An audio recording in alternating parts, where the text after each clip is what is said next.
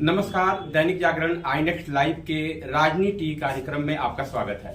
हम अभी हैं पटना में रिबेल स्पोकन इंस्टीट्यूट में और कुछ छात्र छात्राओं के बीच। यहाँ पे हम स्टूडेंट से राजनीति के मुद्दे पर जानना चाहेंगे। लोकसभा चुनाव 2024 बिल्कुल करीब है और क्या सोचते हैं हमारे युवा, क्या उनकी पसंद है, सामाजिक मुद्दों पर उनका क्या कहना है, इन्हीं सारी चीजों पर हम बात करेंगे। तो आइए कुछ छात्राओं से बात करते हैं। ये बताइए कि आप जो सांसद अपना चुनती हैं, किस मुद्दे पर चुनती हैं? सर, मैं ये देखती हूँ कि वो हमारे समाज के लिए क्या क्या काम करेगा और क्या अभी तक किया है। उसके पास्ट के रिकॉर्ड को मैं चेक करूंगी और उसके बाद देखूंगी उसके मुद्दे क्या क्या हैं समाज के लिए। जैसे महिला सुरक्षाकरण के लिए हमारे पास बहुत बड़ी मुद्दा आती है और आए दिन हम लोग देखते हैं कि कहीं ना कहीं भारत के किसी न किसी कोने में रेप होते रहता है और इस मुद्दे पे कोई वर्क कर रहा है सरकार हमारी या नहीं कर रही है, इस मुद्दे को मैं उठाना चाहूंगी। इसके अपार्ट फ्रॉम दैट देख सकते हैं कि हम लोग युवा हैं और युवा को रोजगार नहीं मिल रही है। हमारी एज अभी 25 से ऊपर हो गई है और हमें रोजगार नहीं मिल रही है। ग्रेजुएशन पार करने के बाद भी हमें वेट करना पड़ता है और कहीं भी किसी सेक्टर में ज़्यादातर हर जगह बेरोजगारी की छाया देख रहे हैं हम लोग। तो हम लोग चाहेंगे कि इस सब मुद्दे पे वर्क की जाए। नाम बताइए। रश्मि कुमारी। नई शिक्षा नीति बनी है 2020, इसे लागू किया जा रहा है। कई सारी चीजें आमूल चूल परिवर्तन उसमें किए गए हैं। आपको लगता है कि इससे क्या फायदा होगा? इससे फायदा तो होगा ही। ऐसे कि हम जानते हैं कि एक कोई कोचिंग होता है तो उसमें बहुत सारे भीड़ को मतलब कि बहुत सारे बच्चों को डाल दिया जाता है कि एक ही साथ सब पढ़ना चाहिए। लेकिन ये सब अब जो नई शिक्षा नीति आई है उसमें ये सब नहीं होता है कि सबको अलग अलग एक गैप मेंटेन होना चाहिए बच्चों को और सफिशिएंट अमाउंट में बच्चे होने चाहिए। और ऐसे भी हम जानते हैं कि कोई भी अगर नीट और जेईई सब की तैयारी होती है उसमें बहुत पैसा लिया जाता है कोचिंग के द्वारा। लेकिन अब नई जो शिक्षा नीति आई है उसके हिसाब से बहुत एक वैल्यू है जिसके अमाउंट पे आप पैसा ले सकते हैं। और ये भी है उसमें कि 16 साल के ऊपर वाले या 16 साल से हम उसमें जा सकते हैं। तो ये अच्छी बात है क्योंकि 10th तक मुझे नहीं लगता कि कोई भी कोचिंग या फिर कोई बच्चे को कोचिंग की जरूरत पड़नी चाहिए क्योंकि एनसीईआरटी इनफ होती है उनके लिए। तो इसीलिए 16 साल से नीचे वालों के लिए कोचिंग ऐसे भी नहीं होना चाहिए था। और ये ऐसे भी हम जानते हैं कि नीट जेईई की तैयारी 11 से ही होती है। तो इस बात से हिसाब से सब कुछ सही है। महिला सुरक्षा को लेकर जो कानून बनाए गए हैं, खासतौर पे निर्भया कांड के बाद जो कानून बने, वो कितने कारगर हुए हैं? और आपके जो राजनीतिज्ञ हैं, जो सांसद हैं, उन्होंने किस तरीके से इस मुद्दे को उठाया या कितनी सफल रही सरकार इसको रोकने में? हमें लगता है कि हमारे देश में जब हम सुनते हैं आए दिन ये न्यूज आते रहता है कि महिलाएं हमारे देश में सुरक्षित नहीं हैं। बट उसके बाद निर्भया कांड के बाद लॉ भी बना, एक पॉस्को एक्ट भी है। बट प्रॉब्लम ये है कि ये बात इस बारे में लोगों को पता नहीं है। तो पहली बात तो ये है कि पहले लोगों को इस बारे में अवेयर की जाए।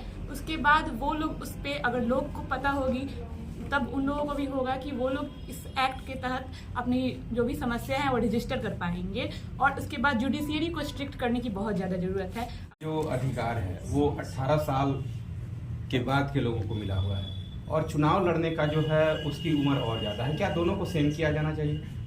मुझे नहीं लगता है कि दोनों को सेम करना चाहिए क्योंकि 18 वर्ष की आयु मतलब एक अच्छी आयु होती है और मतलब लोग उस टाइम वो हो जाते हैं, मतलब अपने आप पूरा विकसित हो जाते हैं और वो जानते हैं कि हमें किस युवा को वोट करना चाहिए, किस कैंडिडेट को वोट करना चाहिए और वो राजनेता अच्छे से काम कर रहा है कि नहीं काम कर रहा है। तो 18 साल की उम्र ठीक होती है और जो राजनेता के लिए उम्र है चुनाव लड़ने की, उसकी भी उम्र ठीक है। उसकी सीमा को ना घटाया जाए ना बढ़ाया जाए। बिहार में जो सुधार हुए हैं, खासतौर पे महिलाओं को जो लाया गया है, पंचायतों में आरक्षण दिए गए हैं, वो तमाम चीज़ें हुई हैं जिसमें वो राष्ट्रीय स्तर पर ऊपर उठ रही हैं। आपको क्या लगता है, एक पुरुष प्रधान समाज है, आप भी एक पुरुष हैं, क्या लगता है कितना ये कारगर हुआ है महिलाओं की जागरूकता? जहाँ तक आरक्षण की बात है बिहार में महिलाओं के प्रति, तो काफ़ी सुधार हुआ है। महिलाएं आगे आ रही हैं, पॉलिटिकल डिस्कशन में पार्टिसिपेट कर रही हैं और हमारे प्रधानमंत्री भी कहते हैं कि हमको वुमेन लेड डेवलपमेंट चाहिए, जो ऐसा डेवलपमेंट जो वुमेन लेड हो। तो इस दिशा में तो काफ़ी अच्छा कदम है ये। और हम देख रहे हैं कि बट अगर आप राष्ट्रीय स्तर पर बात करें तो महिलाओं का पार्टिसिपेशन राजनीति में 10% से भी कम है। अगर आप संसद की बात करें तो वो 14% से भी कम है। तो कहीं ना कहीं जो अभी नया बिल आया है महिलाओं के लिए 33%, वो काफ़ी सराहनीय है और काफ़ी लैंडमार्क बिल है, एक्ट है। और मुझे लगता है कि ये काफ़ी प्रगतिशील रहेगा। जो 33% रिजर्वेशन है महिलाओं को, उसमें निचले स्तरीय लोग जो SC ST हैं उनको अलग से रिजर्वेशन देना चाहिए। कि कहीं ना कहीं ये दर्शाता है कि वो लोग महिलाओं में मतभेद कराना चाह रहा है ताकि यूनिटी खत्म हो महिलाओं में एससी को अलग रिजर्वेशन दो, एसटी को अलग रिजर्वेशन दो, ये सब गलत चीजें हैं। हमारी सरकार की नजर में, चाहे सरकार किसी भी पार्टी की हो, सरकार की नजर में जाति का मतलब गरीब, किसान, महिलाएं गरीब ही होना चाहिए, ना कि जमात, एससी, एसटी, ओबीसी। ये चीजें बहुत गलत चीजें। इसलिए हम कह सकते हैं कि हमारी महिला समाज में ये मतभेद डालने की कोशिश ना करे और 33% रिजर्वेशन का सपोर्ट करे ताकि महिलाएं आगे जाके बढ़ चढ़ के हिस्सा ले सके और हमारे देश को सपोर्ट कर सके। राजनीति में भ्रष्टाचार कितना बड़ा मुद्दा है? आपके राजनेता भ्रष्टाचार को खत्म करने में कितने सीरियस है या खुद बुरा है? नहीं, आज के डेट में देखा जाए तो बहुत करप्शन हो गया है, खासकर बिहार में,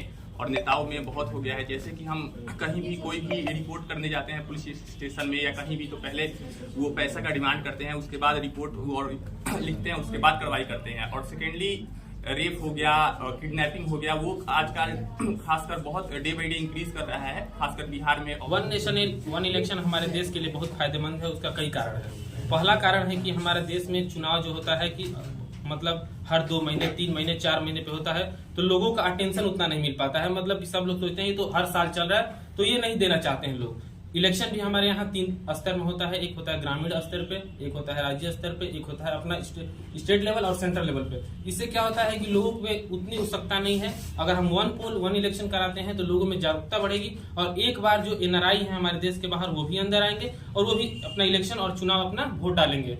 इसके अलावा क्या होता है कि हर साल मतलब बीच बीच में हमारे इलेक्शन होता है, तो हमें अपने जो भी बॉर्डर एरिया पे जो सैनिक हैं उन्हें हमें इंटरनल सुरक्षा के लिए बुलाना पड़ता है। उस समय हमारे बॉर्डर एरिया में बहुत सारे मतलब इंटरनल जो घुसपैठिए होते हैं उन्हें इजीली हो जाता है इंटर घुसने के लिए, वो भी बचाएंगे। दूसरा तरीका है हमारे जो भी हमारे शिक्षक हैं जिन्हें हर 2 महीने 3 महीने पे उनका ओरिजिनल काम है हमारे देश के युवाओं को और बच्चों को पढ़ाना, लेकिन अभी वो काम क्या कर रहे हैं, चुनाव का वो देख रहे हैं कि चुनाव क्या है, पैसे की कितनी बर्बादी है और वो जनता पर कैसे बोझ पड़ता है। पैसे की बर्बादी अगर बोलेंगे तो कहीं बर्बादी है भी और नहीं भी है। ये डिपेंड करता है हमारे ऊपर कि वो उसको हम बर्बादी की तरह लेते हैं या नहीं। तो दैनिक जागरण आई नेक्स्ट लाइव के कार्यक्रम में अभी हम थे और छात्रों, युवाओं, यंगस्टर से बात की राजनीति पर, लोकसभा चुनाव 2024 पर। आपने देखा किस तरीके से खुल करके यहाँ के युवाओं ने, स्टूडेंट्स ने, गर्ल्स ने, बॉयज ने अपनी राय रखी और इन्होंने ये बताया कि लोकतंत्र में ये कितने सजग हैं और अगर कहा जाता है कि युवा ही इस देश का भविष्य है, तो किस तरीके से ये इस देश के भविष्य को संवारना चाहते हैं।